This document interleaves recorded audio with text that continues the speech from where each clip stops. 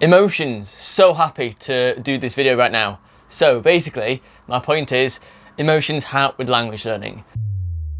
Hi, I'm James. I'm native in English and I speak Spanish and Italian.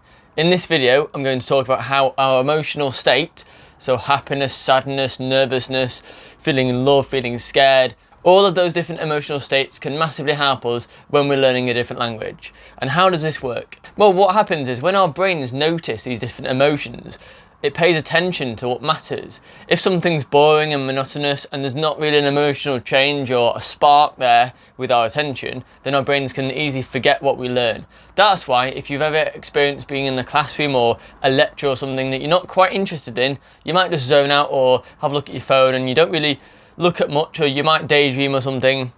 And that's your brain's way of basically saving energy. If you're in a positive emotional state, then your brain will more likely retain the information that you see or you hear. So you might have experienced this before. You might have been in a different country and you're talking with friends or you're hearing something and you're really happy and you're hearing like French or Spanish or a different language, but you can understand bits of it and it makes sense to you. Someone's passing something across to someone else or using a certain word, and you sort of remember, oh, I think I know that word, I've heard it before, or oh, okay, that makes sense, that means that. And sometimes in these scenarios, if you relate back to a moment, you will have remembered how you know a certain word because you were you experienced something which gave you a positive emotional state, and because of that, your brain labelled it as important. Your brain cannot remember everything in conversations and everything you see. You have a sort of filter which your brain uses to save energy and mental capacity to focus on what's really important for it. And the way it knows if something's important is if there's a strong emotion attached to it. And that's how babies and small kids learn different languages. If they see someone shouting or laughing or something, they quite often stare at that because they're like, wow, there's an emotion here, there's a strong emotion, it must therefore be important.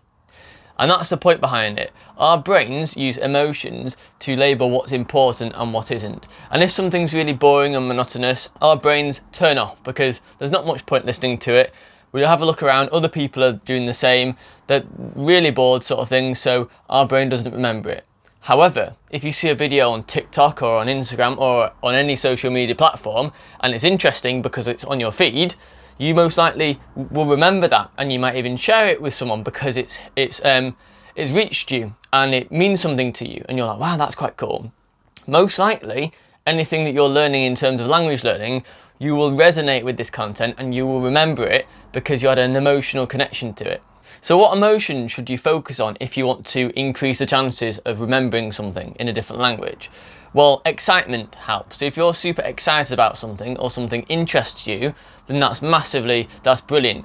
So if you're studying something or you're talking with a native speaker and you both have an interest in music, for example, or art, or you've got a similar interest in anything, that is perfect. And that basically means you're interested in what they have to say, and any keywords that they say will make sense to you because your mind naturally will listen and be open to the idea of labelling that thing or that new word or phrase as important. So that's the first thing, excitement. The next thing is happiness or love.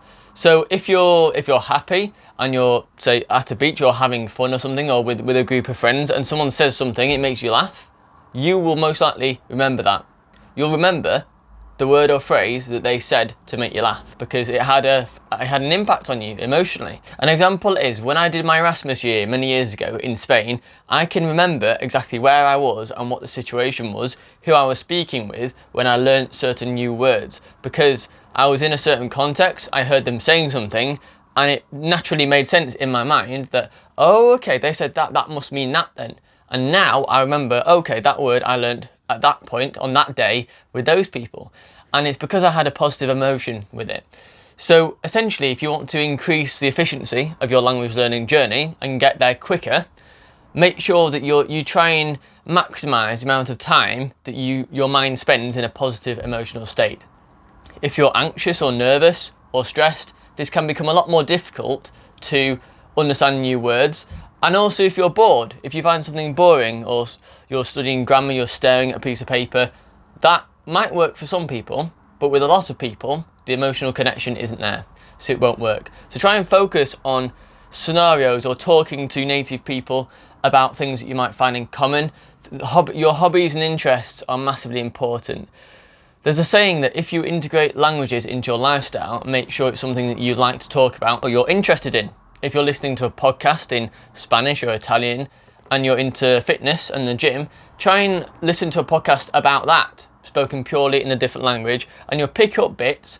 And especially if you're English, a lot of terminologies and terms are shared and they're Latin based. So you might recognise a word even if it's not English, and you can put the dots together basically and make sense of what that means. So to summarise, our brains can understand what it thinks is important and worth remembering versus what is not important and worth forgetting, sort of no relevance at all, based on if we have a positive emotional connection when we learnt it basically. So if you're in a practice session with lingoists, for example, and you're talking with a native teacher and you're experiencing positive emotions, you're excited, you're intrigued, they're talking about things that you're interested in, then you'll be more likely to remember that going forwards, because you'll remember exactly where you were and what you were talking about when that particular word or phrase came up, because it has an attachment in your mind. Your mind does this because it doesn't want to remember everything, and it can't do. It would be an overload in your mind. We only have a certain amount of things we can remember at once, like our attention span and our capacity to remember things. On that note, it's also good if you're having a conversation with a native speaker and you're trying to have a flow, try not to be interrupted. If you can ask the native speaker to not correct you every single mistake that you make, that'll be perfect, because otherwise what it's like is you're talking, you're having a conversation, you're having fun, you're enjoying it, and then boom, it stops. And then what happens then? Basically what's happened is you've stopped the conversation, you've focused on what you did wrong, the grammatical error or the thing that you said wrong, and then you've lost the flow. And you might think to yourself, oh, what was I talking about then? Just like if you're having a conversation in your native language with a friend and you're at a cafe or restaurant or something, and the waiter or waitress comes over and says, oh, what can I get you to eat? And you answer, you say what you want, and then you forget what you were talking about with your friend. It interrupts the flow of conversation. And when you're in a flow of conversation like that, you have a strong emotional connection to what you're talking about. So anything that you hear or learn, if you're speaking in a different language with a native speaker, continue that flow. Try not to interrupt it, because it takes a lot of energy and effort to get into that flow. And when you're in that flow, you learn most effectively.